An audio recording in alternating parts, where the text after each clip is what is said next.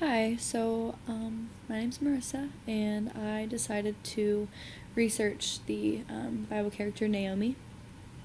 I have always liked the book of Ruth, and I really like the story of how Naomi goes from being completely broken and throughout her life believes God just failed her and brought all of this emptiness and bitterness into her life. And then through all of that, she's sinning and she's doing things that she shouldn't be doing, but the Lord gives her grace and gives her mercy and brings her fullness in despite of all of the things that she did. So, the first verse that Naomi shows up in is Ruth 1:2, and Ruth is the only book that Naomi is introduced in and is in throughout the entire Bible.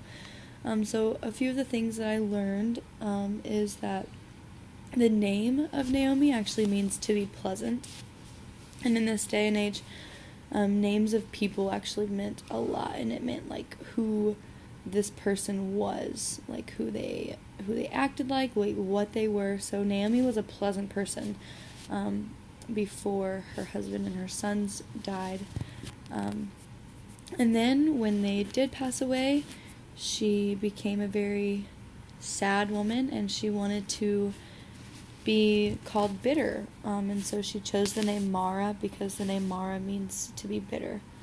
And this is how she went along with mourning her husband and her sons.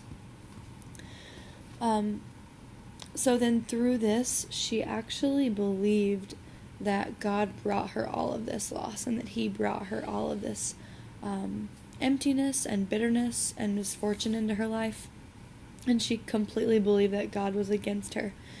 And so with that, she began to just scheme against Ruth, who was her daughter-in-law. And she sent her out to go and be with Boaz so that she could marry Boaz. But Naomi was scheming the entire time because Ruth was put in danger when Naomi would send her out to do these things.